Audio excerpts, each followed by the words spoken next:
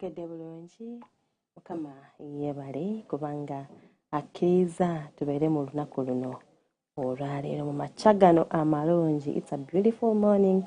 I hope that side also it is a beautiful morning for you. Wherever you are, at home, at work, or you're traveling back to work, I pray all goes well for you. So I want to show ekunyumire wherever you are, because online. You can enjoy wherever you are, on your phone, on your laptop, on your tablet. Tunyumira neku TV, yes, kwetuli nnyo as usual wetuvaawo. So katutubere fenna nga tunyumira online at the same time on your TV. Thank you so much for that. You've been there since morning up to this beautiful time. Me and you, 9 to 10 a.m. Of course, mbanawe mwerezawo Jovet birungi nga tuyiga nga tunyumira nga tukyusa obulamu ngeri emu oba endala. Ate olunaku olwaleero tubeera mu kwegaidinga, kwekansolinga, kweteekateeka, counseling, coaching, aligning and all that. So it is very good until with this beautiful show you get all the balance that you need in your morning.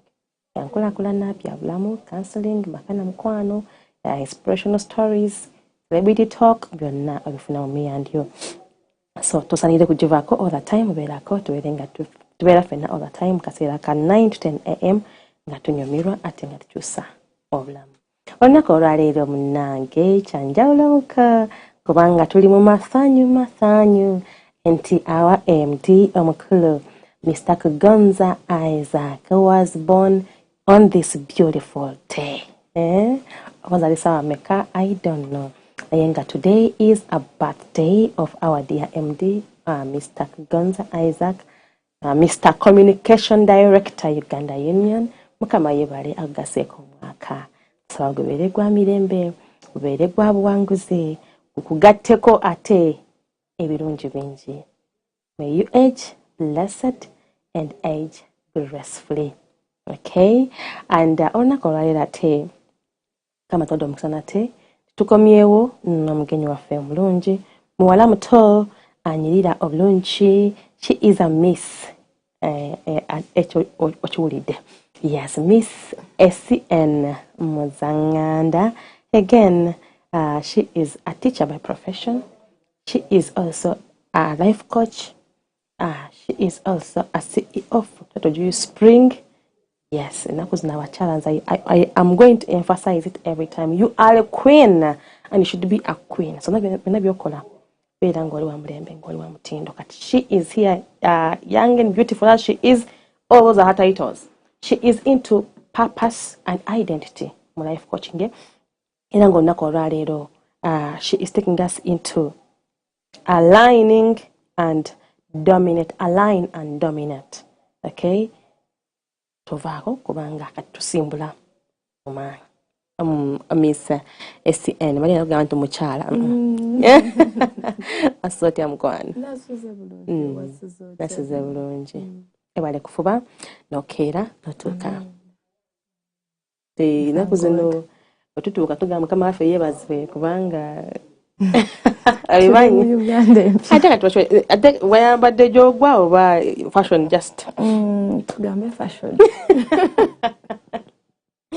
wegendereze mukwano sawa buze kulabi waffe mulungi ate tusembule omulabi waffe bulungi nkulamusizza nnyo mu linnya lya mukama waffe. I'm so happy tuli mu Uganda empya eya 2026.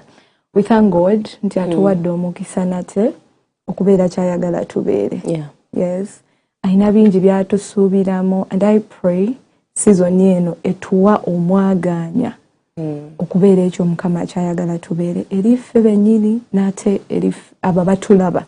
Yes, so we align everything and then we dominate. This is our year to dominate, to live in order and then to become everything God had in plan while thinking about creating us.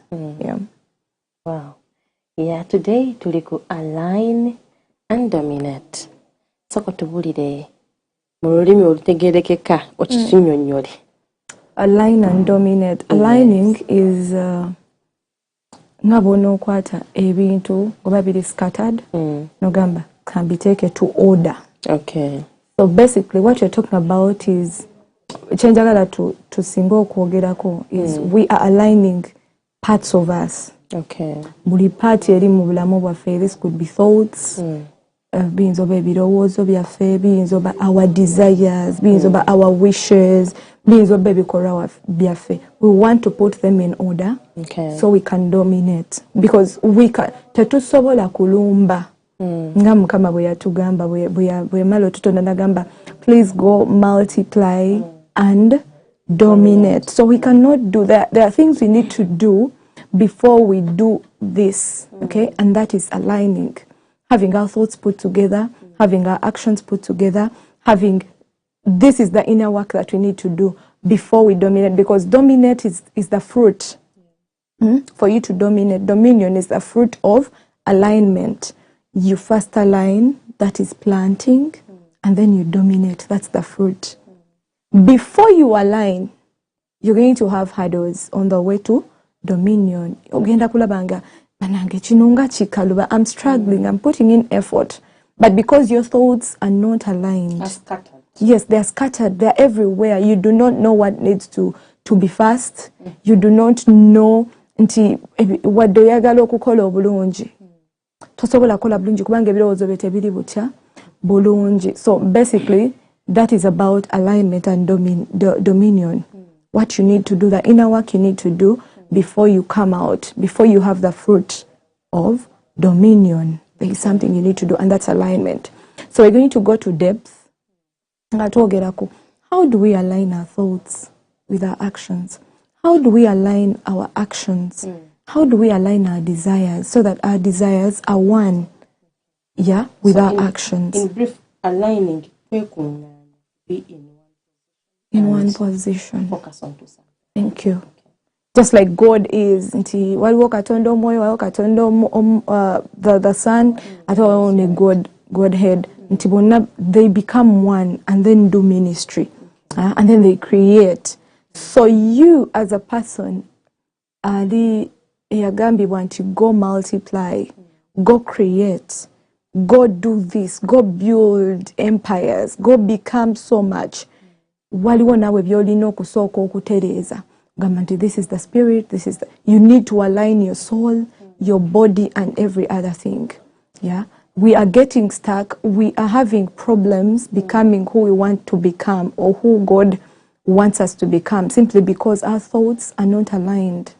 Ebirowoozo byaffe biri negative, and yet we want to move to positive. Yes, so we are negative. Ebirowoozo ebitujjira ebiva mu past. We're going to talk about some of those things that we need to consider to align. Sometimes we don't know, by the way, we do not know that this is actually stopping me. You drawing to your past all the time, not to refer to it, but to have it as a point of, inze nkubulira olaba wano wendi, wano wendi olabawo, naye my past, tegenda tenzikiriza genda mu maaso. Kati you keep referring to your past, mungeri eyefebya eyezemabega kati nga tosobola genda maaso kubanga your past is living in your present, in the moment, yes, killing your future. Even your present, you're frustrated, you're sad, you're everything that is ugly. Nabakutukako, people that come in your life, they know when you sit next to ESSY, you're going to become negative. I never to time she's sad. She has not healed yet. And for you, oyongeza speed. Simply because your past is in the present. Ate terimu lwa bulungi. Wabula erimu lwa kujjukiza how weak you are. How you're struggling, how things are so hard on your side. So you do not make it. You do not dominate simply because you're stuck in the past, yet you're in the future. So what are those that I should consider in the place of aligning yourself? There are things we need to consider first. Like we've been talking about past. When we bring our past, oftentimes we have sad stories in the past. We have stories that hurt us. We have emotions that are not healed. We have fears that are just we procrastinate hitting them head on. Buli kaseera because bayogera ku Goliath yalemererwa kino balemererwa mukuba era fa Abayisirayiri buli tumulaba tudduka buddusi. So you fear to face your fears. You procrastinate that. Buli kaseera noberanga tochirumba because you've not dominated yourself. First, you've not aligned your past with your future, with your present. That is what David does. Nchimani, you're a giant, but I also know I have a God. Okay? So he comes, oli munene batunyonyola mu Bible batunyonyola how big Goliath was. Naye David yagamba nti nze njakola ki? Njakulumba. I do not mind oba oli munene kyenkana oba abantu bameka. I'm coming. I do not mind if you're armed. You're my fear, but I'm facing you head on. So some of us you do not need to become Goliath to hit a Goliath. Can be who you are. You can stay in your skin. Goli short bulungi like David was. You're young. You've not been to battle. Bulijolunda your father's cattle and sheep and whatever it is. Nikati, you've come to face this. Tofu se giant. Na ye ohitize this person. Okay? Nafa. Kubanga mumotima gwo, you've aligned your thoughts. You're positive. And so the action will show. The victory will tell that you've aligned your thoughts. Nowekiririzamu mumotima gwo, so you've been able to dominate.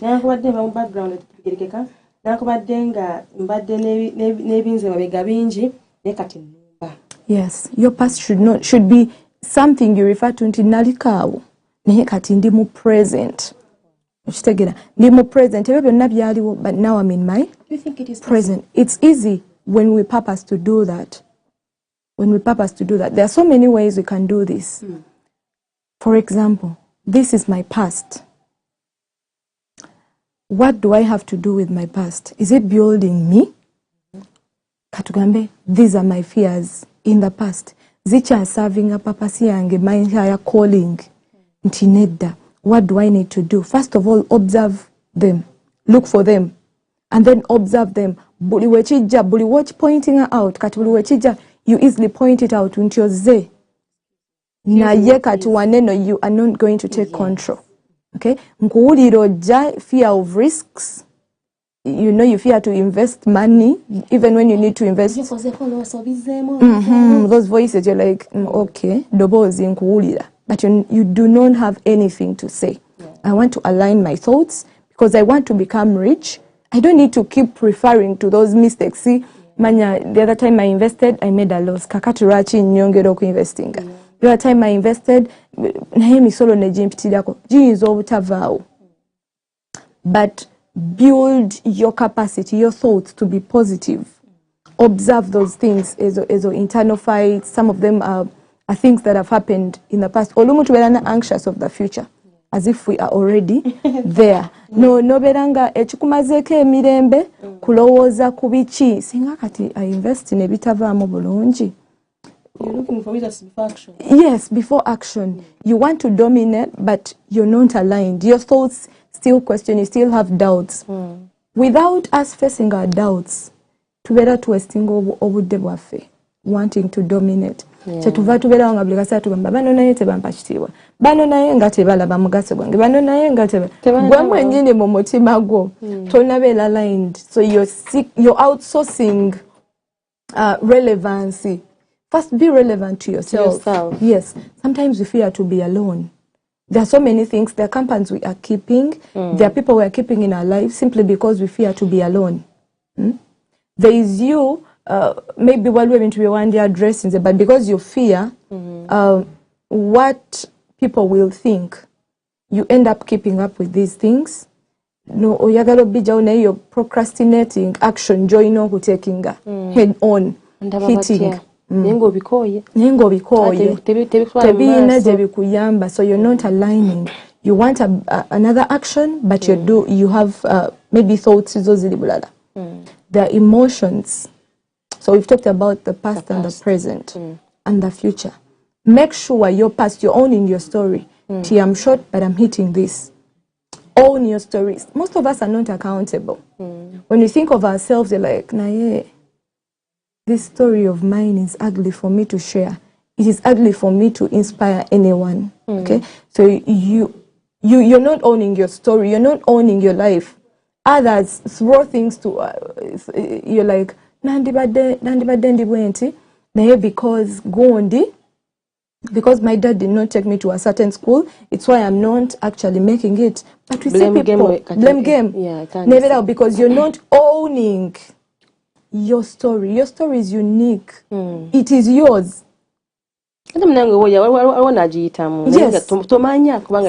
Ate senti buli atagenze mu ssomero eryo ly'ogamba lye baalemerera okutwalamu kitali nti teyatuuka kyayagala. Yes, because we've seen people that are successful abamu nga tebalina na education, but there you are because the past says you did not go to school, you think you have no place in the world. Buli wetu neofuna chances, you're like, but I did not go to school, but also this, you're not owning you're limiting your story. Other times it's about our emotions. We do stuff, we are sad, we are angry, we throw words eri abantu abenjawulo, and we are not conscious enough to go back to the drawing board and say bino bivaawa byenkola, lwaki ndi musunguwavu, why am I so bitter? So you're not addressing these things, but you keep saying naye Jovet ye yanjikiriza nzolaba ndi musirifu. Naye Jovet ye neeyisayo empisa z'abalala tezirina kukyusa gwe kyoli, because we've said alignment begins from within. Okay.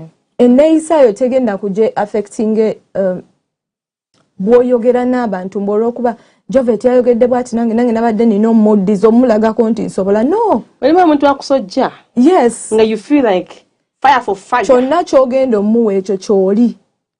Si ye kyali. Inzo ky'okuwanga back off. Nedda. The Bible tells us nti out of abundance of the heart mwe muva ebifuluma mu kamwa. Okay. Yes. Ebyo by'oyogera birowoozo byo tobirowoozezaawo wennyini.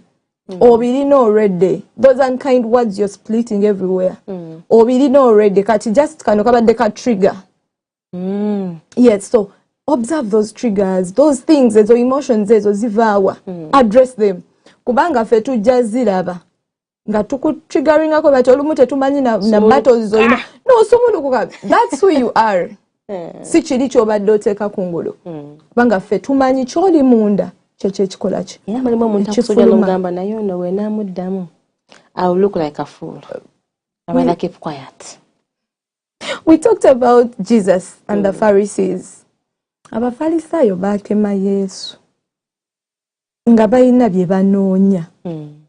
But guess what? Yali bitter. Teyali. Yeefuganga like yeefuganga kubanga ekyo kye yalina mu mutima gwe, yalina empathy, yalina patience. But because you're not patient, self control, nga kijja ng'obiwawo ng'olowooza ate mbu nno bi defining oli. Be accountable. Own your story. Account for whatever you have to say. Okay. Those thoughts that you have, question them. The thoughts that you have that are bitter, question them. The thoughts that tell you into you're not enough, you're not good enough, you're this and this, question them. Yes, bibuuze nti naye bino bituufu. Bino bituufu. Bwe bibanga bituufu, mbikoledde ki? Bwe bibanga bikyamu, reframe them into better thoughts. Kubanga ebyo byogenda okufulumya. Wobivunaanyizibwako, not anyone else. You have to own your story. You have to own your thoughts. You have to own. When you do not own them, you do not have control over them. Good. Katukwatemu katono Miss N. Yes. Tulina katono mulanga kama baffe ate tukomewo twongerezeeko. Tobaawo.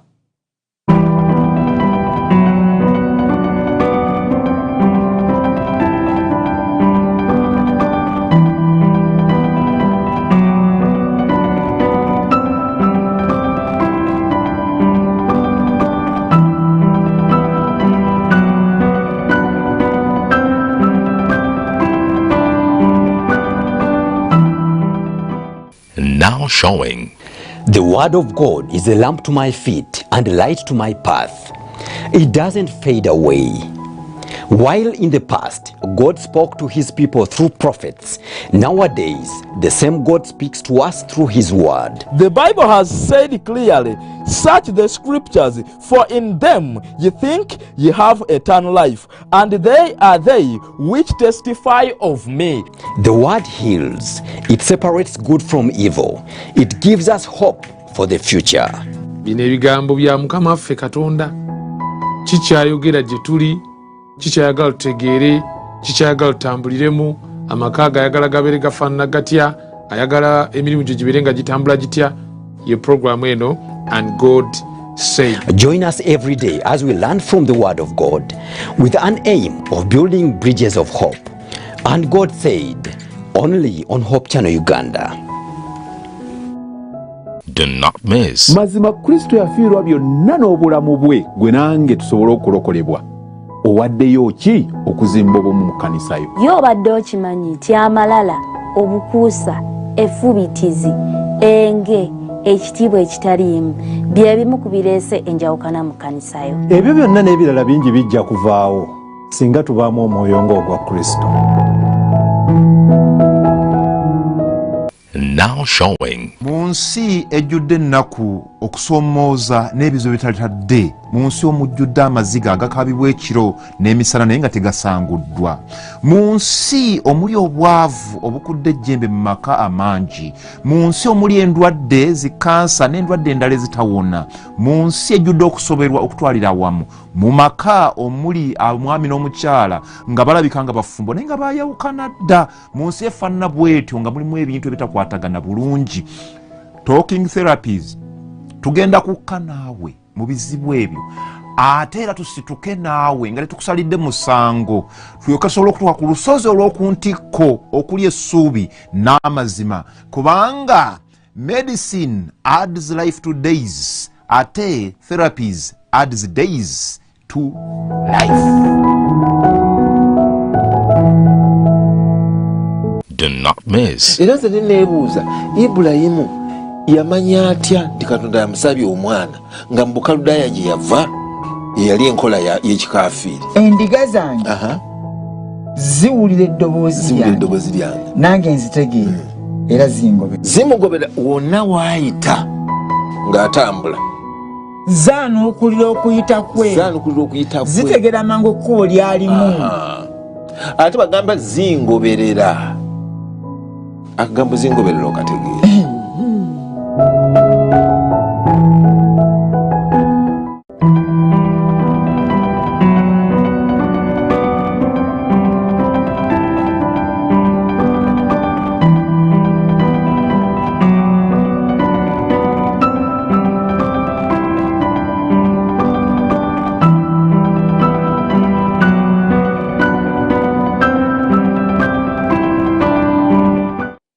Welcome back mukumulako kwa kulonji.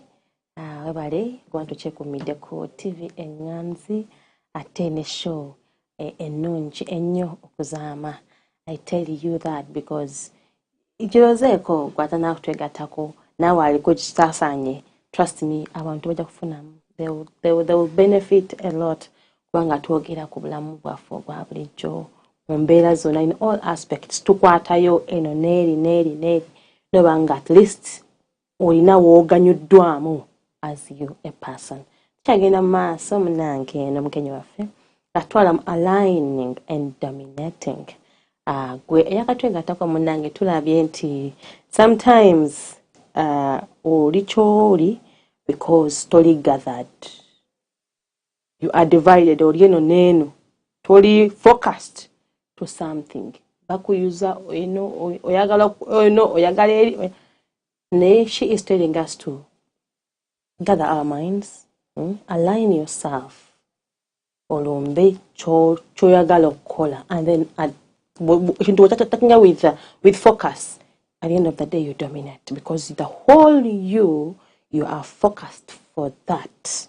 Era okikola n'omutima gumu. Naye ebiseera ebisinga tutwalibwa eno taleba neeri netugasa netubigendamu kubanga tomanyi kyolina kukola for you to dominate. Naye njagala tupikingire wali we tukomye. Waliwo abantu abamu abajja gy'oli ekyo yako briefly toyongereyo. Waliwo abantu abamu abajja gy'oli n'owulira nga you need to keep quiet. Also, you have to keep quiet. Now when you speak, choli nechebali byawukana. Kati nga when you speak, you're going to look like them. Kati nga omugezi olina kumulaba n'omuwewa n'ogamba nayo no. Let me keep quiet. And move. Why are you keeping quiet? I don't want to look like them. What do you have in your heart that will make you look like them? When nayogera tuyinza okubawa bubi. Kati ebyo byoli mu kkuuma ebyo bye wandyogedde kyoli. So even without you saying it, you're like them. Yeah. You're like them. The only difference is toyogedde. But your thoughts, God reads the thoughts. Chobalaba Daudi asaba Mukama nti please search my heart. Kubanga mbanyi omutima mulimba. Waliwo ebintu bingi ebiri mu mutima gwo. Byogamba nze nandyogedde. Gundi oyo. But you want to address things that are not in your control. How the other person talks to you, it's not in your control. How they perceive you. You have no business with all that. We are talking, alignment is something that we do internally. Your thoughts, your motives, your wishes, your desires. Byetuliko. Kakati you saying nze kalabalaba webiri wano nze atereza abantu mu line. You're not aligned. That's not your purpose. Okay. You're not called to nze mbatereza. Era actually nemukusirikako you're still that person. Kubanga there are moments you'll be pushed to speak. But what you speak, like we've said, what you speak is you, not that person. Because obadde osobola okulondawo obutaddamu bwotyo. We'll use Jesus to mugambye. Jesus yasoomozebwa ng'abantu b'Abafarisees nga bamusoomoza balina kye baagala omugyamu. They did not get it kubanga mu mutima gwe tekyalimu. He was a God of love, ali patient with people, he's empathetic, he's here to teach, not to prove. It is why even at the cross oli omubbi yali mubbi yali side yeri yamugamba gwe kyogamba gwe naye bakuwandise wano naffe and gwolina wakati kitegeeza you're the chief of sinners and then you're saying nze nsobola olokola abantu nze nzukiza n'abantu and then you're here with us. Wejjeeyo okuvoola singa Yesu ekyamuli mu mutima was nange kankuvoole kankulageko or proving yandibadde lagamba Katonda jango nno ne wano n'aswale. No, he was humble enough to say basonyiwe tebamanyi kye bakola ki kyebakola mweyo intense moment nti no bamupushinze ku wall bwe bati agenda kufa bamupushinze ekyali mu mutima kye kyafuluma nti basonyiwe tebamanyi kye bakola. So you people pushing you n'oyogera ebintu you're accountable for all those things you're saying. So instead of keeping quiet, I can actually think and reframe the statement. Feed your mind with the right content. Okay. So when you have to speak, you speak value. Okay. You speak forgiveness. You speak healing. Okay? Do not be there mbunze ngendo tereza abantu. No, you cannot. That is not in your control. And that is how we reclaim our power. We've given our power, that is our next talk. Yes. We've given power to people. Nti bweboogera bamanyi your triggers, bamanyi bwe banayogera ku kintu bwe kiti ng'okabikuka. And they know where to tap. Kubanga you've given them the power. Yeah. Circumstances also. No, the devil knows where it's leaking. Wagendo yita. And it comes to steal your joy. He knows how to steal your joy. And you need to reclaim this. How do you reclaim this? Make sure you gather your thoughts all together. First, make harmony with your thoughts, with your inner things before you come out. I'm telling you, if you're calm, people will be forced to be calm without you telling them, please be calm. Please speak to me, low tone.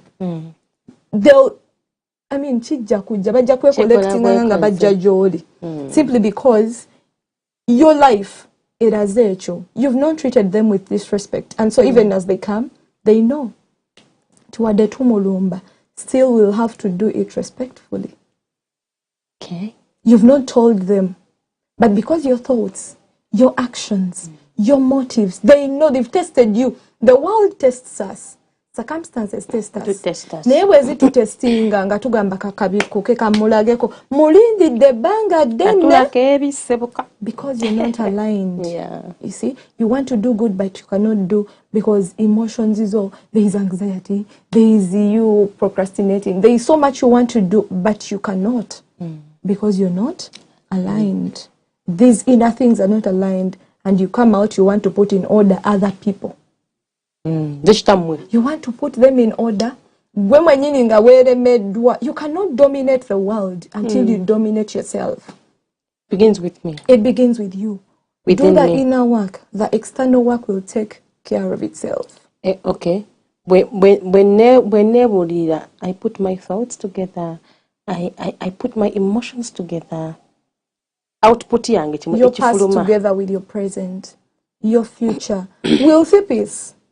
Omuntu agatherinze past ye nagi owninga namanya nti ne future sigirinaako buzibu omulaba nga ayina emirembe. They are not anxious for anything. The present is here, they are living it.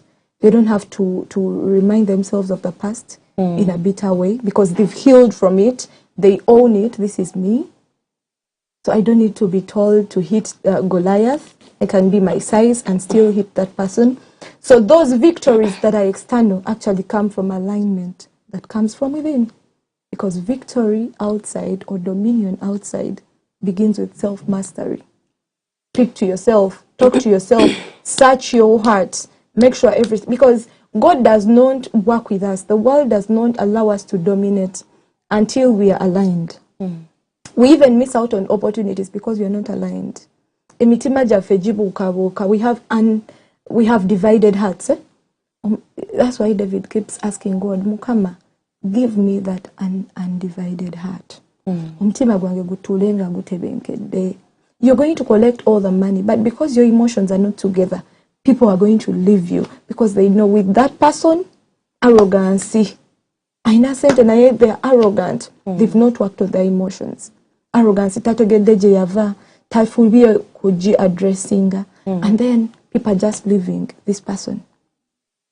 Osiba business, but because you've not disciplined yourself, you've not looked at your labels, your beliefs about money. Sente nebo zikola zifumuka bufuumusi. Because you've not harmonized. Pastor Webega fe wafete to spending abulungi, we don't save. Ojiretse ne mu present, nezofuna mu present, you don't save because you're not aligned. Martha in the Bible, you're busy, you're busy, most of us are busy, but we do not have anything to show. Gata tuli busy. Martha was so busy, ngali mukutegekera Katonda. That was so good. But buli we tubeera busy, olumu we miss out on what is most important. We attend to emergencies, we attend to things that do not actually matter, and we leave out things that matter. It is why God says, Mary alonzewo ekintu ekituufu kati waliwo ebintu. We need to, how we reclaim this authority is aligning and looking at our priorities. List down all the things ebituta obwongo bwo. Byonna be listing. List them down and then choose the basic ones, not the basic ones, the important ones for that season. Put all your heart to them. If there are 3, put your heart to them. Buli kikolwa kyo kibenga kipointinga ku ekyo. Okay. Buli kirowoozo kyo. Bw'okizula nti ekirowoozo kino tekiri aligned neno priority gye ntunuulidde. Chase it. Gigambe nkulaba naye for this season, no. Don't come close to me. Do not. I mean, search your heart. When banga I am arrogant, I say in this season I must speak well.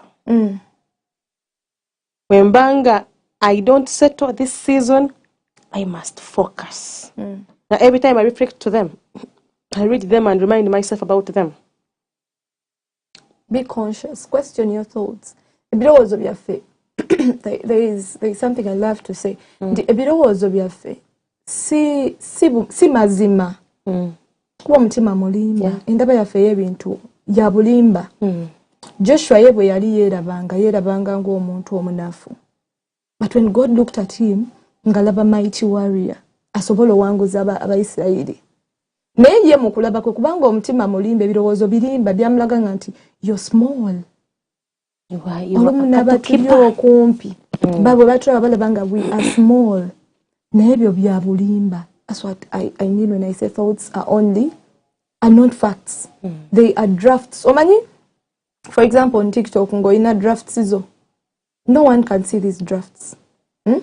Gojayo no tuola chi no tuwa. Ate drafts ezo zirina chance go zitunulamu no gamba ndiri ndabanga ko editing abwenti chinyuma naye ndoza kanchuse coloring yeno. Ndoza let me crop. Ndoza let me do this kanga temuko ka music. Ebyo byebirowoozo. Tebiri mbuno bituufu mbu bannange gano mazima ga Bible. No. You can reframe them. You can edit them. You have that permission. Yeah. So you need to revisit them time and again. Revisit your thoughts. Ask them, bongamba nti simala, bongamba nti nze sisobola kubeera kituufu sisobola. You sure? Kituufu birowoozo kyongamba kino kituufu. Mpulira nga ndi anxious. Dala kituufu nino banga ndi anxious. Lwaki ndi anxious? When you question them, you take control. You see that? You control them. Waje zisobola okutwala ne waje zisasobola kolachi. Kutwala kuba o gathering the courage to question them. Not abitwala nga Bible truth. So that is another step to reclaiming our power so that we can align. There is someone actually cool aligning. There is someone I went to visit one day, one time. She had gone into a breakup. Wow. She had gone into a breakup. Over like how many months back? I met her in a coincidence, but I was meant to stay with her through someone I knew very well. But the moment I met her, she didn't know me, we had not yet even bonded. She began telling me the story. She tells the story when she was crying. Today, when it is more a little bit butcher, it's okay, all shall be well. The same story nga wagitandise luli bwagiddamu awaginyumya emirundi ng'emeka nga akiddamu ate nga wabyogedde wabiddamu nga akaaba. Omuntu bw'atyo who clings on the past gye walyogerako, the future, will she about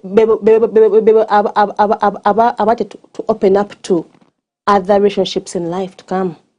Oba okukola ebintu ebijja mu bulamu bwabwe ng'okijje ku relationship. Just an example.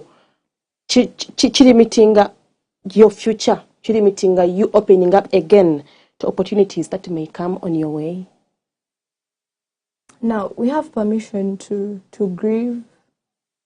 We have permission to feel. Like, olwokubanga twagala dominate, olwokubanga twagala oba aligned, tekitujjaako nti tuli bantu. Tulina bwe tuwulira. Tulina ebitulumya. Okay. Yes. Naye ebyo ebitulumya, to be addressing, how do we address them?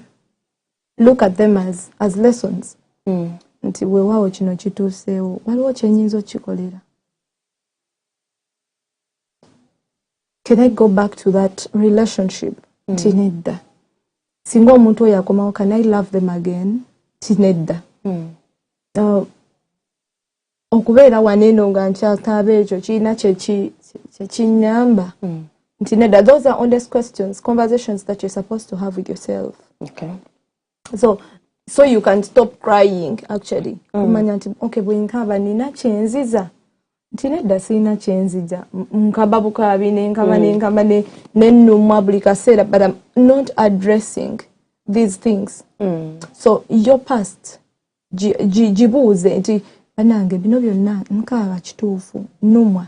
But is there anything I can do? If there is something you can do, do it. Because you have permission too. But then when you notice there are things you cannot change, please let them go.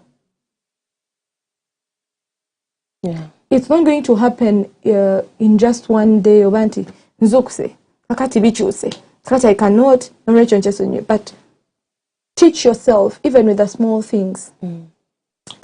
I've lost someone in my life. Can I have them back? Yes, I can. Do the work. Chizibu okuba funa back. I mean, let go. It even be, you can practice this ngotandika n'obuntu buno obutono.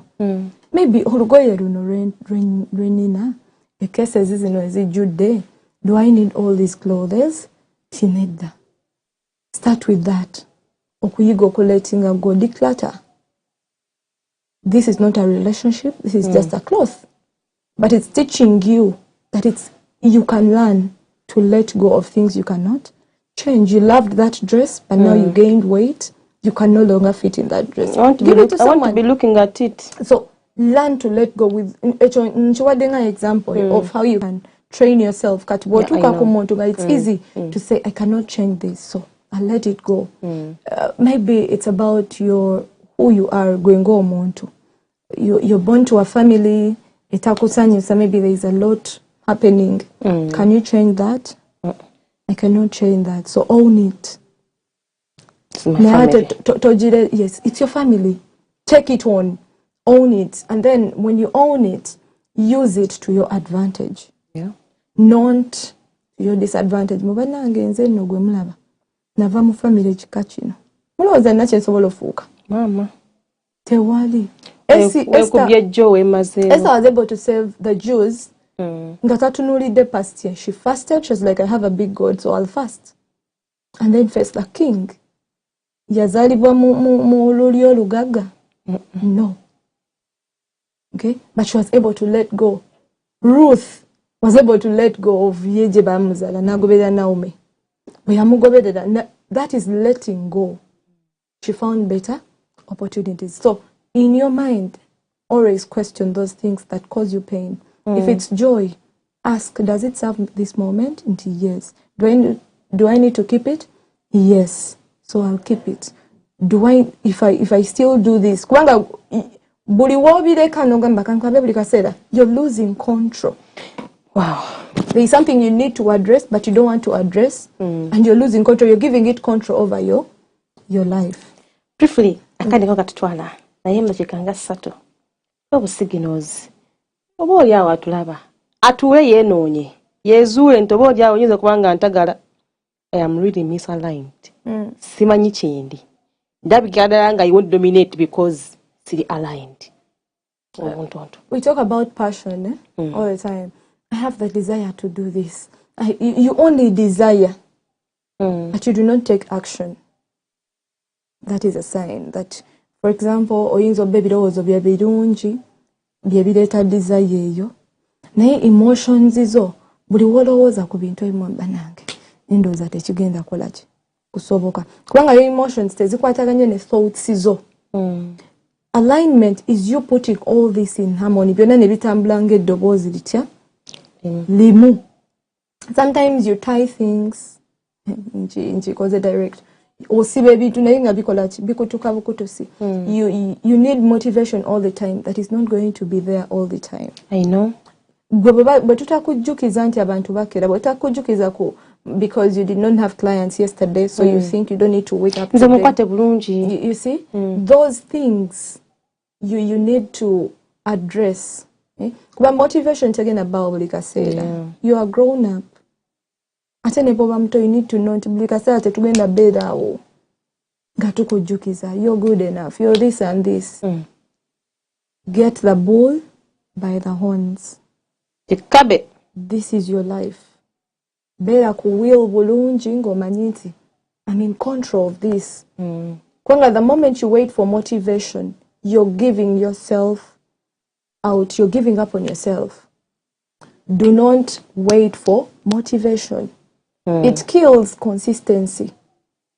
Motivation will tell you you will not be consistent. Motivation will tell you you will not dominate. Emotions, those are dressings. Go emotions is all mood way chuka, so you will not do the work you're supposed to do. Eventually, you lose out even on things that matter. Yes, because tebiri aligned. What is why you started? Remind yourself why you started these things. That calls for someone to have a reason to do something. Reason, the why, the purpose. The purpose is that's why you're doing. You know what asanga motivation? You know what asanga chi? Nenga, you know your purpose. You know the why. Okay. Yes. So your why should be strong enough to get you up your bed. Lazy. I feel like I don't need to wake up, but you run for your dear life. You're like, I need spiritual alignment. This is my priority. Anytime you think you're lazy, to just my Bible, you're like, strong why? Oh God, I need to be strong in faith. You run back to the Bible because you know the fuel that helps you run this spiritual race. life. Yes. So some of those things is or siba byebikutuka. Desires I'm to put in action. Passion zezo mbunze desire passion yange just binyuma okuwulira naye okukikolako kituukirire. Yes, kati bikwasaganya olabe nga passion weeri naye ne reason ekolaki weeri, and it's stronger than your passion. Okay. Yes, that will push you, it will fuel the reasons you wake up every other day. Wow. Yeah. I think we shall add on to that next. Be accountable. Be accountable. Own your story. Love it. Okay. And use it to your advantage. Okay. My story. Your story should be of advantage, not disadvantage. Yeah. I think I want to go anywhere because I am from Esther was from Norway, but sense in number. Okay, and she became a queen. Kindly sabatongeleko next Wednesday as you get into dominating tukunganya sicho tukunganya wezule wenonye wetelezi. Today is our fourth day. Remind them again. Today is our fourth day. Yes. Ebayo bulisawa video regular. We have those conversations, those honest conversations. We are aligning, we are rising, we are aligning, and we are dominating. Please call me or reach me out. Kunambe, no. So you join this community. It runs for only 14 days. Okay. As an offer, it is 0705 52 3839 0552 3839. Okay. Next weekend ebayo? Yes. Sawa zenze. 14 days. Google Meet? Yes, Google Meet. Wafune number nga you WhatsApp her nga directing how to join that team. Anange mwebale nnyo. Consequent you have really benefited something for yourself. Be accountable. You are accountable. Don't pretend. Speak harmoniously with grace and kindness. You are accountable for it. I've loved it today. Nayenkusaba obereko again wanga shouldas just again amaso ate tusinkane olunaku orange again another beautiful topic again of me and you. Kwa guys olunaku olungi mbere bulungi.